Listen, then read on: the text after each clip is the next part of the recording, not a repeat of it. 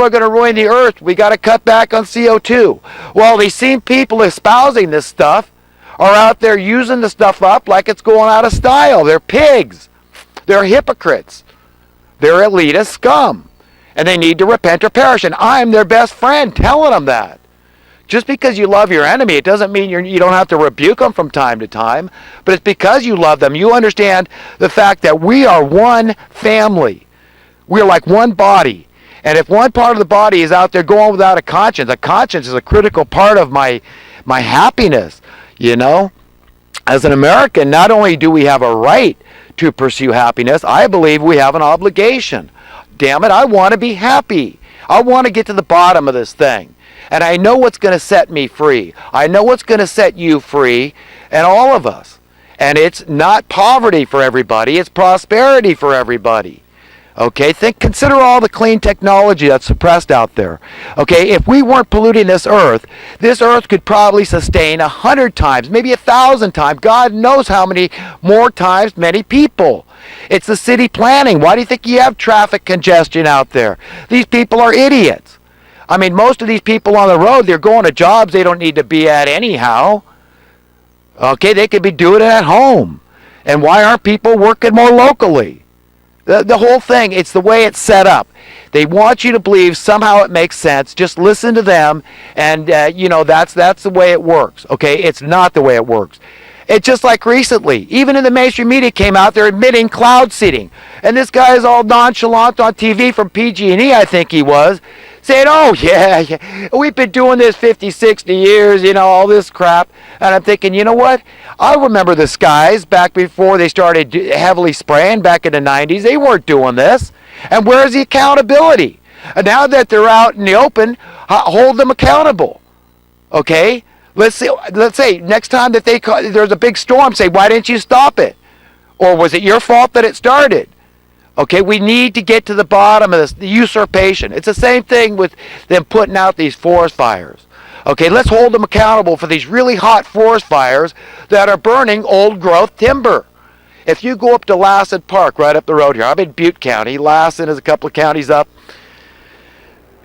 And anyhow, if you go up there, they allow the natural lightning strike fires to burn because it allows new vegetation and beautiful meadows for the wild animals to graze on up there. And every year they do it. So if you put out a fire that Mother Nature started, you're going to probably be arrested. And why isn't that the credo for all the other forest fires? I mean, I believe in protecting structures. I see a use for the fire department. But it's another form of usurpation where they're screwing things up and they're not held accountable. The underbrush grows up, okay, and then you get these really hot fires. That's how it works. Mother Nature wants to start the fires. Back in 2008, there was over 2,100 fires burning in California naturally. Naturally, folks. It's Mother Nature's way of doing business out there in the ecology. I mean, what did we do without the forest fire fighting equipment and guys out there before that? I mean, it worked fine. There's an ecosystem here. So anyhow, I'm a big proponent of taking care of the environment. It's just that when I see all the lies being foisted on us and perpetrated and proliferated by the mainstream media and these establishmentarians, these politicians, working with the bankers just to wreck up the joint, all these people going along with the system because it's benefiting them. You better get your act together because you're all going to hell. I'm telling you, when there's a dividing line, and that time is coming, when you're going to have to say, do I stand with humanity or do I stand with inhumanity? You better figure it out in advance and decide which side you're going to be on, because it's all coming to a head here pretty soon. Everybody knows people are not going to take increasing, ongoing, continual impoverishment, and that is oppression in a nutshell. That's what it is. Okay, and people dying out on the streets needlessly. Okay, there is no semblance of supply and demand, free market capitalism going on in America. Quite the contrary. What is price fixing? Half the people in America could die tomorrow and the price of everything could go up. Okay, how is that supply and demand? When the demand on everything plummeted by 50%, okay, and then your prices are going to go up? I mean, figure it out, folks. There is nothing even close to supply and demand economics in this country. And it's very dangerous. And we all have to figure that out. And we all have to get on board with the idea that we need one solitary single demand so that all these other problems will go away, because people's jobs will be rendered irrelevant. They won't need to be there. Okay, we'll just have jobs that are peaceful. Okay, and anybody that wants to work can work and do whatever they want anytime they want. They can learn something new. We can change jobs like we're changing underwear. I mean, we do whatever we want. We can live free on this planet. It's not God that is oppressing us. God wants us free. We're his kids. He wants us to be happy. It's reasonable and logical. And how do you find happiness? Well, for one thing, I know I need to be free. I can't have capricious authoritarians telling me how to live my life. What's wrong with letting my conscience be my guide and saying, you know what, I don't drunk drive because I don't want to. Even though if there's one agency of law enforcement I support, it's probably the Highway Patrol, because I really actually trust that a lot of these people really want highway safety. And there is some maniacs out there, as we all know. And even if it was just their presence out there on the highways, it kind of curbs the enthusiasm of some of these maniacs who are out there. I've seen them. Everybody's seen them. If you drive on the LA San Diego freeways, you know, a couple of guys racing going 100 miles an hour or more. I mean, it's dangerous. It's not fair to the general public. If somebody's changing lanes, I mean, it doesn't matter if you're using drugs or alcohol or not. That should go against your conscience. It's not okay. And that's not to say that I haven't done my share of speeding. Under the basic speed law, as we know, you can drive as fast as it's safe, but no more.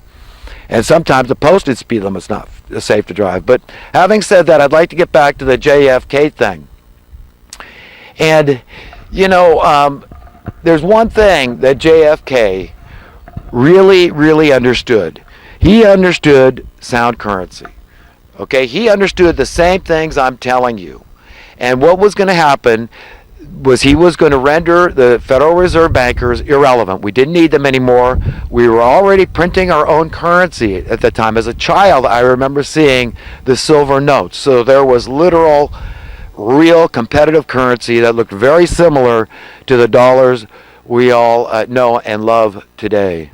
But anyhow, you know, anybody, you don't have to be intelligent. You just have to look at the empirical evidence. Even the stuff that the mainstream media can't avoid putting out there.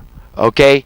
Things like this Lee Harvey Oswald, who emphatically denied, okay, because most people that are caught like that, okay, the first thing they do with advice from their counsel is to shut the heck up if he really did it. This guy was out there. Look at him. He does not look like a president killer. Okay, I believe the guy. I believe he was a patsy, 100% innocent. And that's just looking at the empirical evidence out there. And then you look at his assassin, this Jack Ruby guy, who, you know, was a gangster himself. And you know, he was probably told, listen, you want to live, or you know, you can spend the rest of your life in jail in one way or another. Okay, we know what you did. We know about those hits. You know, blackmail. It's very simple. People will do anything. People will shut up about anything. More if you threaten their family, that's when they'll shut up. A lot of guys say, you know what, this guy's, I'm not going to be intimidated by him. Kill me, go ahead, and he'll defy him. But when they threaten your family, that's when it gets pretty hard to swallow. And that's when a lot of guys will cave and do whatever the hell they're told as assassins. Mercenaries, whatever you want, hired murderers, that's all they are. And, you know, so he goes in and he kills Lee Harvey Oswald. Very convenient, because they probably knew Lee Harvey Oswald was going to be able to convince a jury that he was innocent. And that means the investigation would have taken a big turn. A 180-degree turn, and it was a lot more likely at that point that they would say, hey, what about this guy? What about this guy? Who stands to win here? What about listen to guys like Jim Mars who have really researched this and find out. And I've to be pretty damn sure, but I know there was a lot of corruption going on. Our government was basically stolen. It was like just a coup d'etat. Really, it really was. We're a handful, a minuscule gaggle of ruthless thugs, murderous thugs, haters of all that America stands for: justice and freedom and liberty, mercy, the right to pursue happiness. Okay, took over. That's when they took over.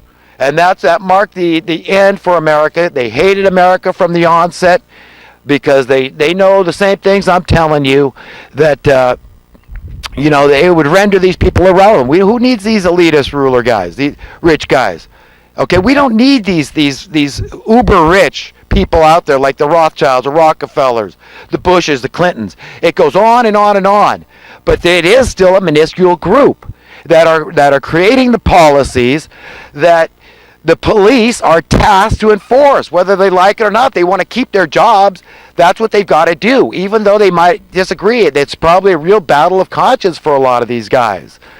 And, this is, again, why we need sound currency, to set the police free, to say you don't have to be here. You don't have to be financially insecure. You're going to have your bills paid. Okay? Not because I believe in government entitlements, but I believe in divine entitlements. I believe this planet belongs to you as much as me and my children and your children and every one of us. That we're born rich by divine decree, not human decree. It's just the way it is. It's just kind of obvious. That's the way it should be. It's self-evident. That's the way it should be.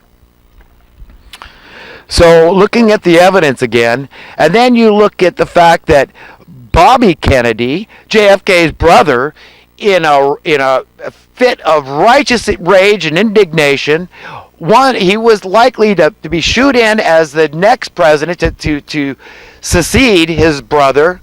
And you know what? They weren't having any part of that either. So what did they do? Conveniently, they got this guy, Sirhan, who, by the way, was moved the same day anniversary of the murder, the assassination of our beloved president, JFK, and he was moved on that day. I mean, folks, all this stuff really stinks to high heaven. And everybody with 2 or more connected brain cells understands that it wasn't possible. Okay? The official story, like 9/11, wasn't possible. Okay? It's just a big scam by these New World Order bunch who are all going to hell on a rocket. Okay? I don't know which ones exactly. I can't judge them. It's not my place. It's not my responsibility, but I can tell you this much. These people are liars and deceivers. They're ruthless. They're mean for anything for this world. For the God of this world, they'll do anything. These people are sickos, man. They really are psychopathic freaks, control freaks. And, they're going to go down one way or another. And like I said, I'm their best friend talking to them like this. I'm probably the one most imploring them. Guys like Alex Jones are their best friend. And everybody else out there speaking against these people. You're their best friend. You're warning them. They're going to fall into a pit. You know it's there. You know the separation from the righteous and the wicked is coming. It's just God's way of doing business. It's what's fair. It's what's reasonable. It's what's right.